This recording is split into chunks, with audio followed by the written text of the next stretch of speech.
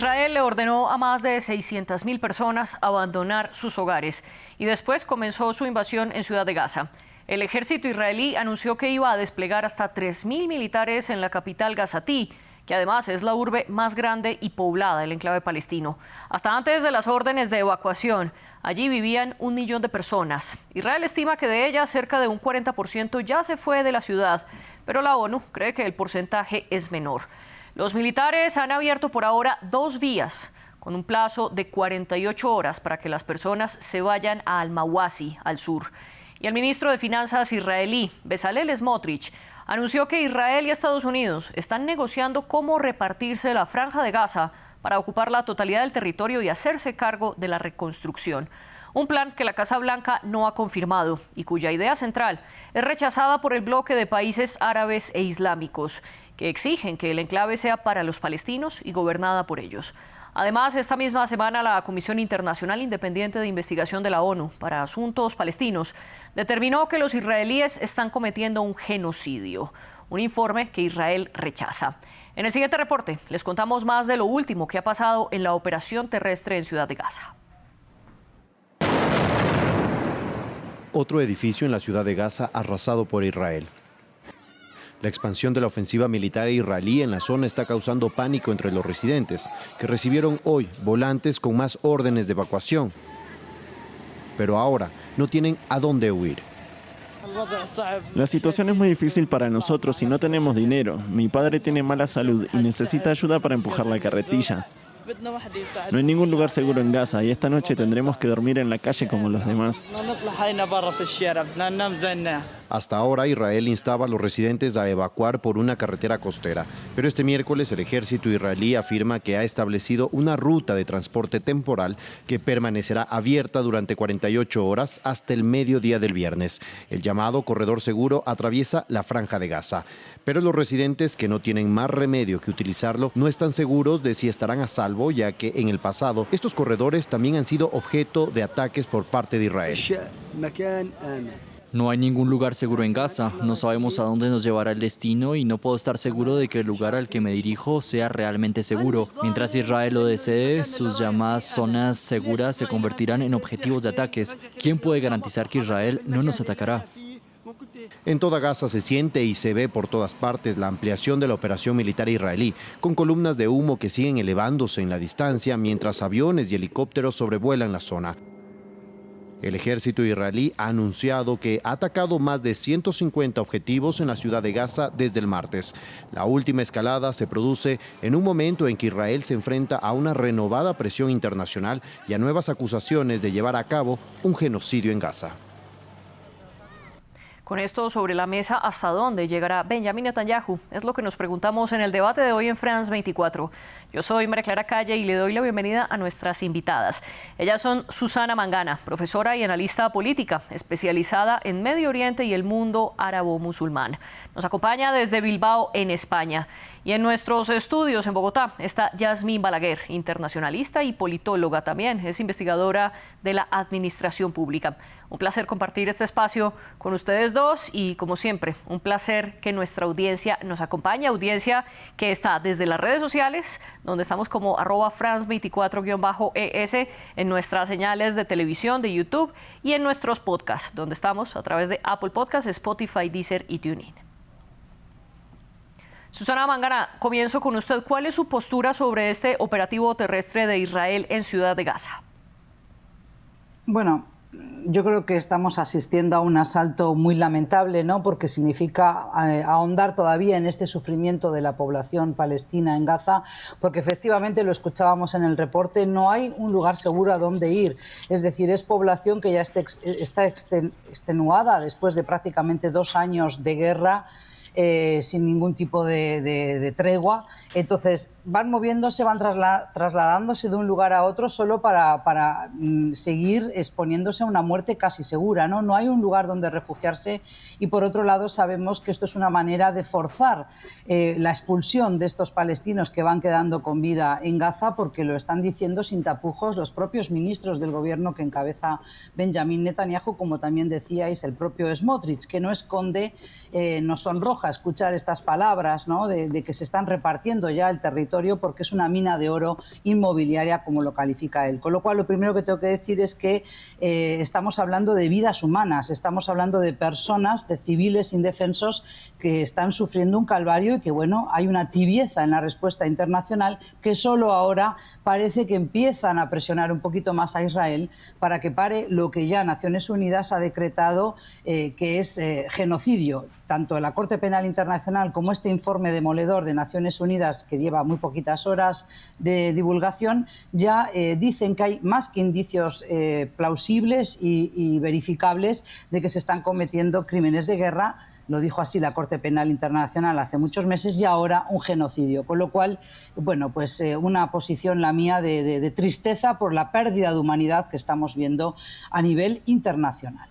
¿Y cuál es su postura, Yasmín, sobre esta invasión terrestre a Ciudad de Gaza? Bueno, esta es una nueva etapa de la guerra en la que estamos inmersos en esta zona del país, en la cual responde a esta etapa de la guerra por parte de Israel para profundizar los objetivos que se había propuesto desde el comienzo de desmantelar toda la infraestructura de Gaza, recuperar a los secuestrados, estén vivos o estén muertos, y garantizar que este territorio no vuelva a significar una amenaza o cualquier otro país o territorio que colinde con Israel, como lo hemos visto con Siria o como lo hemos visto también, así sea muy lejos de allí, con Irán. Pero entonces aquí hay una protección de todas maneras de la población civil, porque en ningún otro país en la historia, dentro de las guerras, ha tratado de proteger tanto a la población civil como lo ha intentado hacer Israel a través de todos los medios disponibles que da el derecho internacional humanitario para estos casos, y va mucho más allá. Por ejemplo, y siempre lo ha hecho no solamente en estas circunstancias, como avisar por mensajes de texto, por panfletos desde el aire, a través del voz a voz, a través de diferentes comunicados, a través de la televisión o la radio, porque si bien está prohibido estos desplazamientos masivos por el derecho internacional, también hay unas excepcionalidades cuando se trata de la misma protección de la población cuando está en un contexto de guerra. Es decir, si Israel no le preocupara o quisiera realmente atacar a la población deliberadamente y cometer un genocidio, simplemente atacaría estos puntos sin los previos avisos y sin buscar estos corredores seguros, sin dar toda esta ayuda humanitaria, que cuando se cortó en su momento fue porque hubo demostración que estuvo documentada que le llegaba a Hamas, la acaparaba, como vimos en diferentes tipos de videos, en donde esta alimentación, estos recursos que se le enviaban no solamente a Israel, sino a la comunidad internacional, eran instrumentalizados para mostrar esta hambruna, provocar aún más la profundización de esta crisis, y pues claramente Israel tomaba las decisiones en su momento. Y ahora nuevamente, a pesar de este riesgo, están nuevamente estos corredores, nuevamente las ayudas humanitarias para poder profundizar y recuperar a los secuestrados. Israel lo ha dicho varias veces: en el momento en que Hamas o la población civil que tenga estos secuestrados, como se ha evidenciado que los tuvo, todos los que se han recuperado, que estuvo en casas de familias, que sabemos que muchas veces de esas familias gazatíes están también bajo presión de un grupo armado que tiene o está en peligro su vida de albergar a estos secuestrados, pero también tiene la alternativa de poderse entregar al ejército israelí con los secuestrados y asimismo poner fin a la guerra. Y esto es muy claro para el ejército, los objetivos de guerra, que en el momento en que esto ocurra, la guerra para. Usted decía que Israel está dando anuncios antes de desplegar los militares. En efecto, esto ocurrió durante días antes, con el ejército israelí lanzando boletas donde avisaban que iban a invadir por tierra. Y usted afirma también que esto es una protección de la población civil y que demuestra que Israel tiene la intención de acabar con Hamas y no atacar de manera deliberada a la ciudadanía palestina. Susana, ¿qué responde usted al respecto? Bueno, yo creo que no va a ser muy constructivo si nos estamos rebatiendo la una a la otra. Yo estoy en total desacuerdo con las afirmaciones que ha efectuado mi colega analista ahí en Colombia. Yo simplemente quiero decir que aunque te den un aviso, si tienes 2 minutos para desalojar tu casa o los escombros de la casa, porque hay que entender que son prácticamente ya en octubre se van a cumplir 2 años de guerra. Ha sido bombardeada todos los días. Lo vemos en imágenes que no son una tesis ni una película conspiranoica, sino que están a disposición de cualquiera que entre en Internet. Se puede ver que está arrasada, está totalmente destruida Gaza. Por eso es que también se dan el lujo tanto de mofarse de ello con su video ya viralizado el presidente Trump de Estados Unidos hablando de la Riviera de Oriente Medio, como ahora también esta declaración última de que es una mina de oro inmobiliaria que ha dicho Smotrich y que se están repartiendo entre empresas de Estados Unidos y el propio Smotrich cómo reconstruir Gaza, por supuesto, para que sea repoblada con pobladores, con colonos israelíes y con el mínimo posible de personas palestinas. Entonces, el hecho de que se les avise de que se va a bombardear su casa o de que se les avise de que hay un corredor llamado seguro no es una realidad. Esto es una visión, es una perspectiva interesada del asunto, porque sabemos muy bien que cuando ha habido puestos para entregar ayuda alimentaria, que habría que entenderse por qué tienen que recibir ayuda alimentaria como si fueran animales, por qué no puede haber un alto el fuego, cuántos muertos más tiene que haber. Estamos ya en por lo menos cifras verificables, 65.000 civiles palestinos muertos, cerca de 20.000 niños, pero Francesca Albanese, la relatora especial de Naciones Unidas para los asuntos palestinos de los territorios ocupados palestinos, estima que esa cifra se puede multiplicar por 10. Entonces, porque también hay personas que han muerto producto de las heridas, de la hambruna, de no tener acceso a medicinas. Entonces, yo creo que no hace bien a esta guerra, por llamarla de alguna manera, porque tampoco es una guerra, no hay dos ejércitos combatiendo, no hay una simetría posible. Yo lo que creo es que aquí lo que hay que basarse es en el derecho internacional y en un marco jurídico. Y puesto que ya se ha decretado que hay un genocidio, no enredarnos en las palabras, porque a los niños que mueren bajo las bombas, bajo los escombros de los edificios ya deshabitados, muchos de ellos, o que malviven como pueden, no entienden de si es un genocidio o si es una limpieza étnica, simplemente están muriendo. Y sobre todo decir que cuando se dice que Israel no pretende exterminar a la población, hay muchos informes de Cruz Roja, Médicos Sin Fronteras y de médicos que han estado allí extranjeros. Entre ellos, animo a la población que nos escucha, a la audiencia del programa, a leer un artículo muy recientemente publicado de Raúl Incertis, un médico y anestesista español que estuvo allí desde abril a julio, que ya dice que perdió la cuenta de cuántos niños tuvo que ver morir, amputados, niños muy pequeños.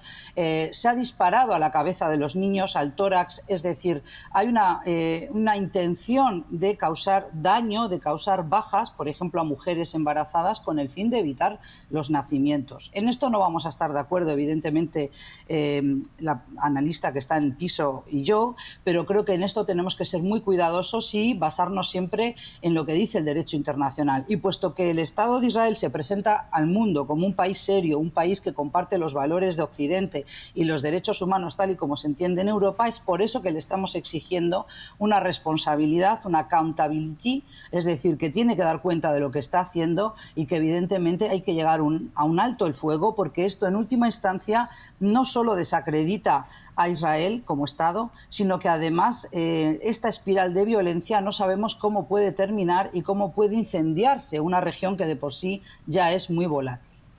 Usted hablaba del derecho internacional. Respecto a la Comisión Independiente de la ONU dedicada a los asuntos palestinos, dijo que de las 5 acciones que determina la Convención para la Prevención y la Sanción del Delito de Genocidio, en la Franja de Gaza, Israel estaba cometiendo 4 de esos 5, y con una claridad. La Convención dice que cualquiera de estos actos que se cometa con la intención de destruir total o parcialmente un grupo nacional, étnico, racial o religioso se considera genocidio. Es decir, se debe probar tanto la intención y no importa si ocurren los 5, 4 de los 5 o 1 de los 5. Y esta comisión dice que Israel está cometiendo 4 de ellos: matanza a las personas de ese grupo, lesión grave, física o mental, un sometimiento intencional a las condiciones de existencia para acarrear su destrucción parcial o total, y medidas destinadas a impedir los nacimientos. Y dice que la única que no se está cumpliendo en Gaza es el traslado por fuerza de niños de un grupo a otro, en este caso de niños palestinos,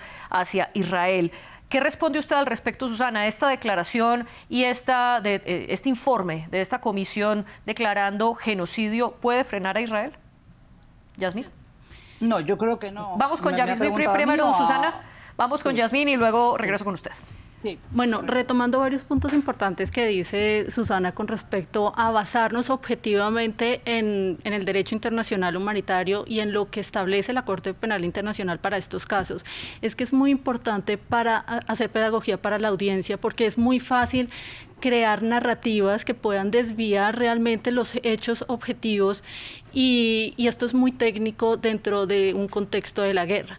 Por eso el derecho internacional establece que posterior a la guerra, cuando se da por finalizada, es que se establece un tribunal ad hoc para poder recopilar toda la evidencia y poder demostrar sistematicidad de todos los casos que se hayan documentado o no, para que, como en cualquier actor sujeto de derechos, sean personas o sean estados, pueda demostrarse que efectivamente es responsable.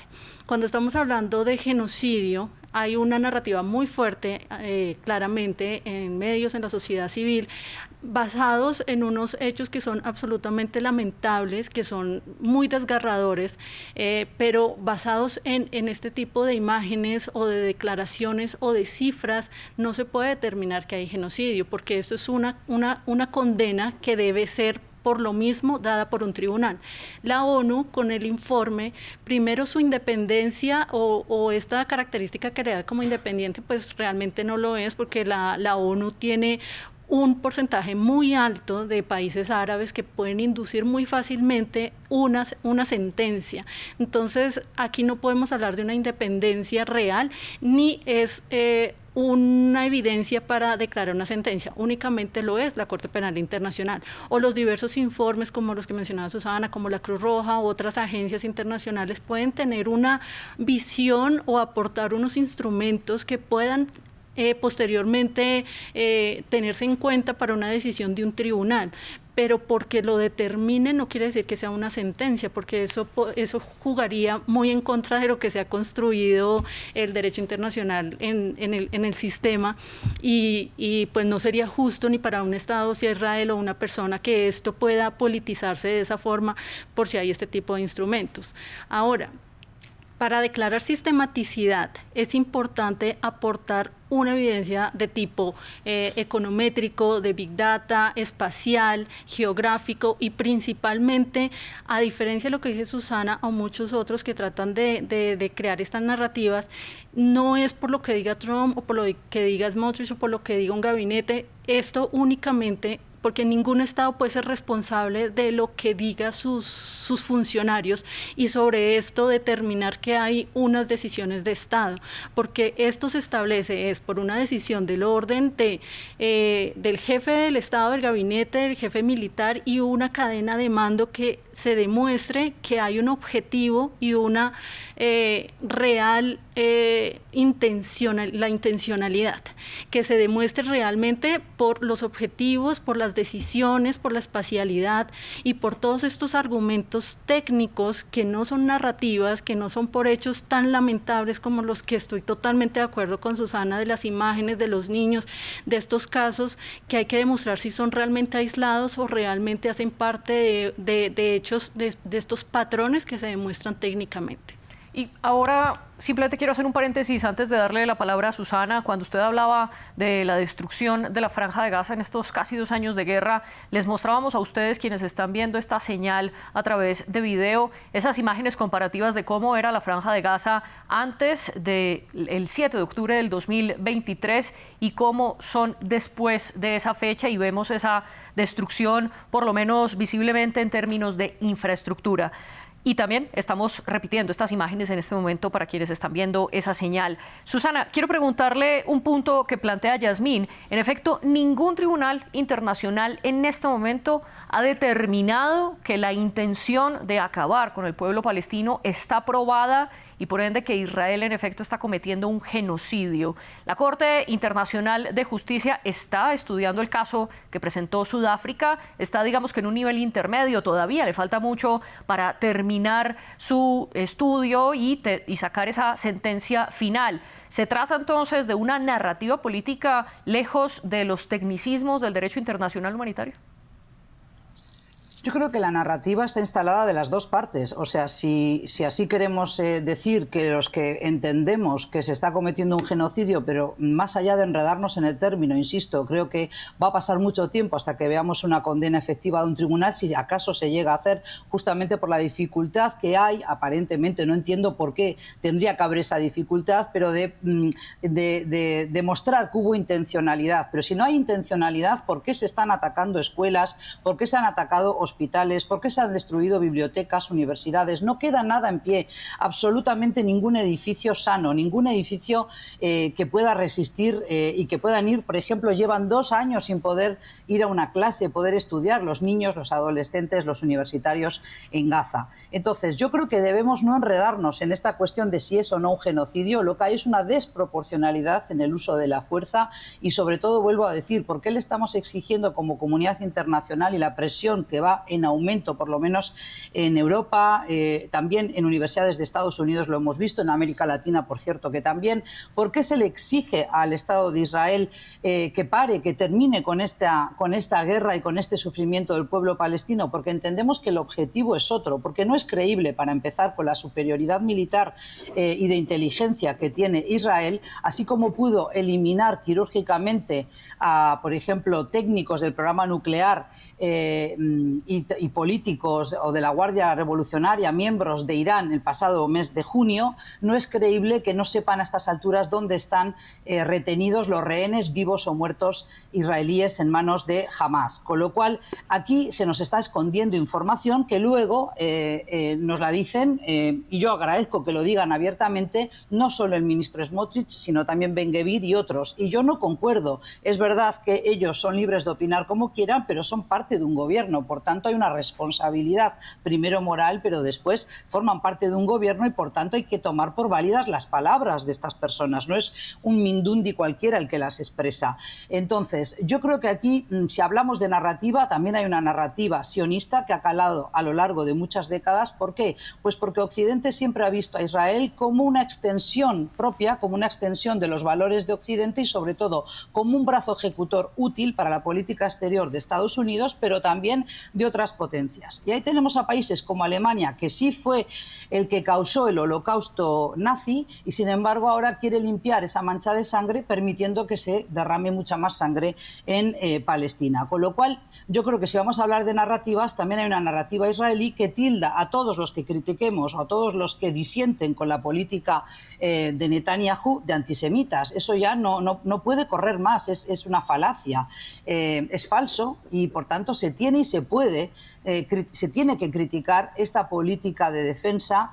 de Netanyahu, que por otra parte hay voces israelíes y voces judías en lo que se llama la diáspora que son muy contrarias a lo que está haciendo Netanyahu, porque entienden que pone en peligro la vida de los rehenes que puedan estar vivos. ¿Por qué golpeó en Qatar o pretendió ejecutar a los miembros de Hamás que estaban allí negociando con Qatar la entrega de los rehenes? ¿Por qué el foro de las familias de los rehenes israelíes entienden que el peor enemigo para sus hijos hoy no es ya Hamás, sino que es Netanyahu?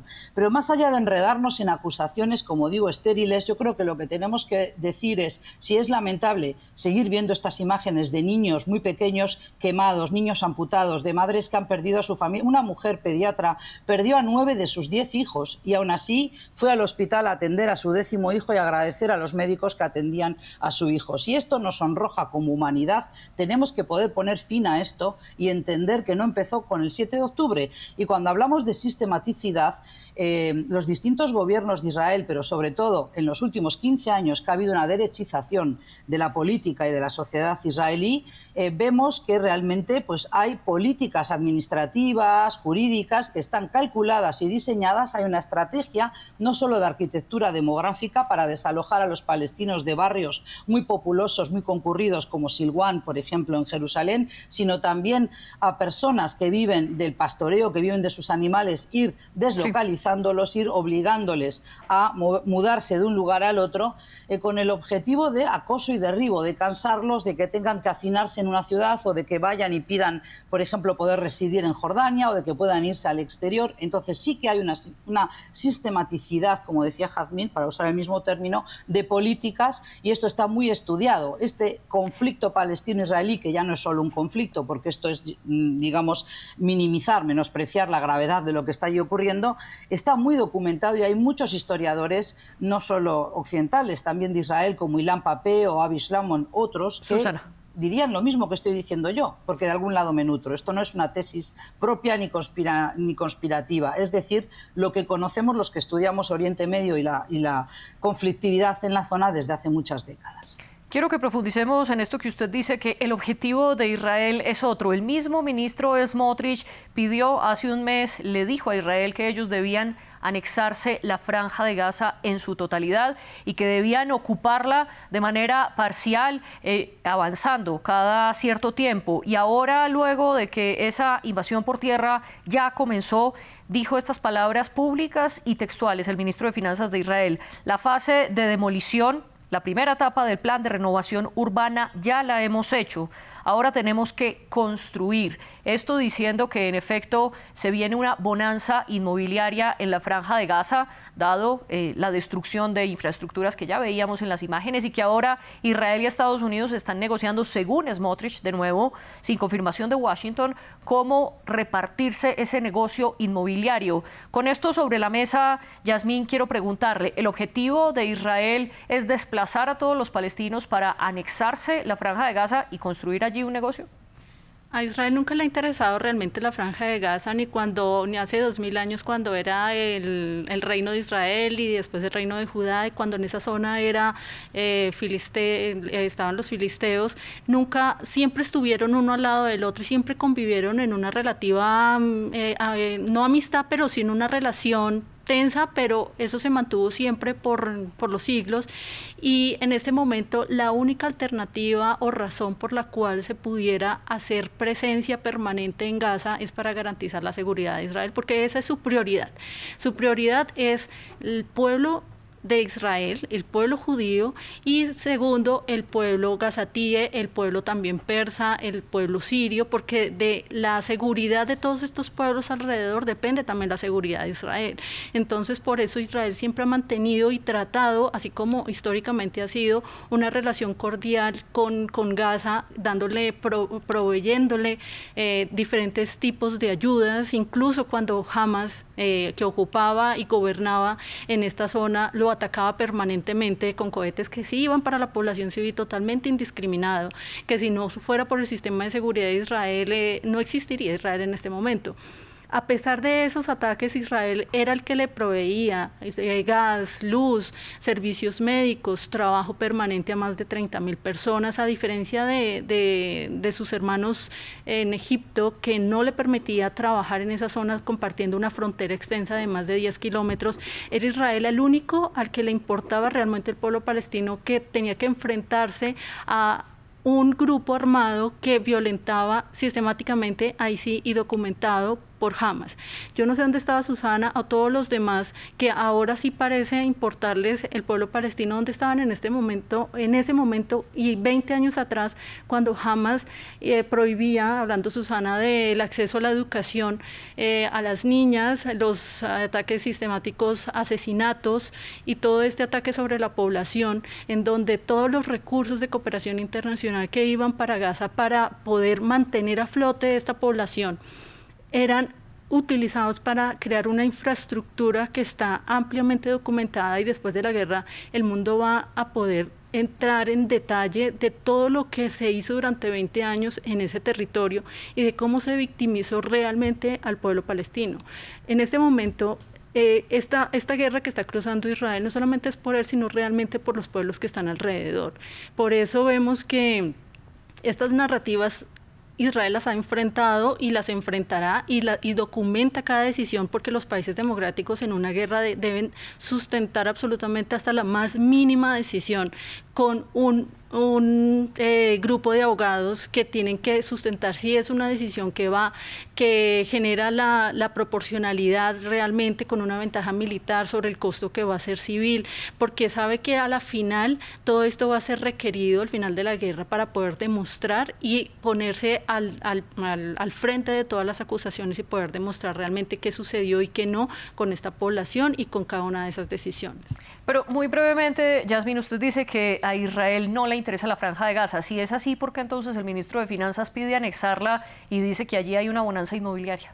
Claro, porque hay una gran división en Israel, como puede haber en cualquier país en donde esté su país al frente de una guerra o esté inmerso en ella, de cómo llevarla y cómo afrontarla y cómo realmente concluirla.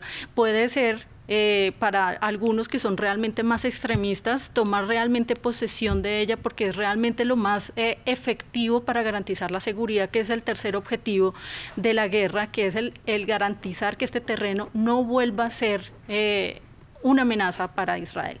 Y la única forma que ve una parte de Israel es teniendo una administración o una gobernanza con diferentes países, organizaciones, otros mismos países árabes, para que puedan hacer esa administración conjunta, porque pues si se deja solo, como fue en estos 20 años, fue un fortalecimiento de grupos de este tipo de terroristas con estos niveles de sevicia, que en otros 20 años o menos puede volver a crear esos círculos de violencia.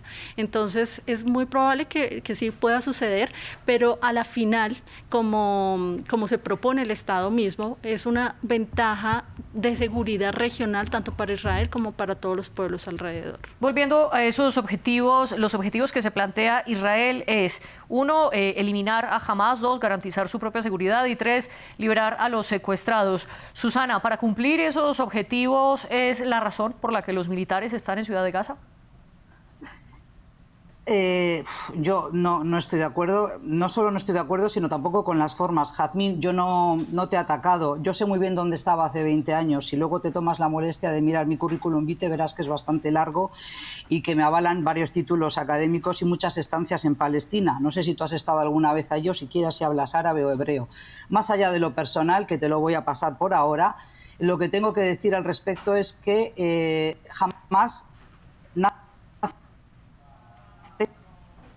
en 1986 y este conflicto, esta situación de injusticia para el pueblo palestino viene por lo menos para hacer una fecha desde 1947, que se Estados Unidos de crear dos estados, uno al lado del otro. Después ya sabemos lo que ha pasado en distintos capítulos de la Susana. historia. Lo que no podemos vender. Discúlpeme un segundo, estamos teniendo problemas con su señal. Susana, si quiere puede retomar de nuevo su respuesta. Discúlpeme haberla interrumpido, pero tenemos estas fallas técnicas con su señal que la estamos escuchando de manera entrecortada. Si me está escuchando, por favor, retome de nuevo su respuesta. Quedamos en que usted estaba haciendo un poco como ese recuento de los últimos años. Sino que en estos momentos protege a un gobierno de derecha y los propios. Ahora sí la estamos escuchando. Adelante, Susana. Sí, no, simplemente decir que volviendo al tema de lo que nos ocupa aquí hoy, que cuáles son los objetivos para la Franja de Gaza. Bueno, pues esto es la incertidumbre. ¿Qué se va a hacer con 600.000 personas que están allí atrapadas, ¿no? Es decir, ¿qué se pretende? Porque lo de la migración voluntaria es un eufemismo. Ningún palestino quiere marcharse de su tierra y ya han dicho que no tienen a dónde ir. Esta idea de que son benévolos porque les avisan de que les van a bombardear la casa y les dicen que se vayan, ¿a dónde? A dormir al raso. No van a poder escapar de la Franja de Gaza porque para salir, además, tienen que tener un permiso especial de Israel y solo se puede salir por territorio israelí y además es carísimo. Entonces, yo creo que realmente estamos tergiversando la realidad y si hablamos de narrativa, yo lo que estoy escuchando toda la noche es la narrativa sionista, una narrativa que defiende al Estado de Israel a capa y espada, aunque los hechos están ahí a la vista del mundo. Es un genocidio que está siendo aireado un día y otro también, pero más allá del enredo con la palabra genocidio, es que es intolerable, es insufrible ver estas imágenes. Y esto no es para la defensa ni la seguridad de Israel, porque realmente si hubieran querido acabar con Hamas, ya lo hubieran hecho hace mucho tiempo. Es decir, y saben perfectamente dónde están los rehenes, igual que han sabido eliminar, como digo, a supuestas amenazas en Líbano, de Hezbollah o, por ejemplo, en Irán. Vuelvo a decir, ¿qué solución damos a este capítulo? ¿Vamos a permitir que mueran calcinadas 600.000 personas? ¿Vamos a permitir que sigan desplazándolos de un lado al otro y que ataquen campos de refugiados, que mueran en sus carpas, en sus tiendas de campaña de noche. ¿Vamos a permitir que sigan malviviendo como si fueran animales y no personas humanas? Estamos viendo la deshumanización de un pueblo y en este caso, y como me han apelado por obligación, tengo que decir, quien les habla siempre habla no solo del conflicto palestino-israelí, sino de la hambruna y de la guerra civil en Sudán o de la situación de los Rohingya en Bangladesh, o he hablado mucho tiempo en contra del gobierno de Bashar al-Assad y del calvario que vivieron los sirios. Pero no podemos seguir diciendo que Israel es una carmelita descalza que está salvando no solo a su país, sino también a la región, porque eso sí que es una narrativa y falsa. Entonces yo no voy a enredarme en rebatir lo que está diciendo mi colega analista aquí esta noche, pero me parece un uso maniqueo de la palabra narrativa. Entonces, la pregunta del millón, ¿por qué no se puede presionar a Israel? Eso es lo que tenemos que preguntarnos. Cualquier otro país ya se le hubieran parado los pies. Ahí tenemos a Rusia y a Ucrania. A Rusia se lo ha presionado con sanciones económicas, se lo ha presionado sacándolo de competiciones internacionales. A Israel ninguna de esas sanciones le ha caído. Lastimosamente nos queda solo un minuto y le quiero dar la palabra a Yasmín para responderle en menos de un minuto a Susana y también lo que ella plantea, ¿por qué nadie se le para en la raya a Israel? Porque hay una legitimidad internacional de lo que está haciendo Israel. Los países de Occidente reconocen y avalan y agradecen lo que está haciendo Israel con el terrorismo islámico en la región, que tanto ha costado y costará si no se pone un freno en este momento. Entonces, la victimización que ha tenido Palestina ha sido histórica y que ha tenido los palestinos y que, a diferencia de lo que dice Susana, no empezó con el 48 porque ellos tuvieron y quisieron tener su Estado palestino también, pero ese fundamentalismo y ese radicalismo que había y existe y se radicalizó con el tiempo no les permitió y prefirieron la destrucción de Israel a tener un Estado propio y convivir al lado de Israel. Y eso les va a costar tener ahora sí un Estado y haber perdido tantas oportunidades para tenerlo. Aquí debo matizarlo y es la Comisión Europea ha pedido sanciones contra Israel, unas sanciones que ahora deberán aprobar los países del bloque. Reino Unido y Canadá se han opuesto a las últimas acciones, sobre todo a la ofensiva por tierra de Ciudad de Gaza, y también los países árabes e islámicos sacaron una declaración esta misma semana rechazando el ataque en Qatar y las acciones militares de Israel en la Franja de Gaza, para matizar un poco lo que usted decía, que la comunidad internacional toda respalda a Israel. Sin embargo, nos quedamos sin tiempo, lastimosamente. Susana Mangana y Yasmín Balaguer, les agradezco por estar en el debate y presentar sus argumentos, y también un agradecimiento a Laura Garzón, la jefe de edición, y Natalie Quiroga, la jefe de invitados, y a ustedes por vernos.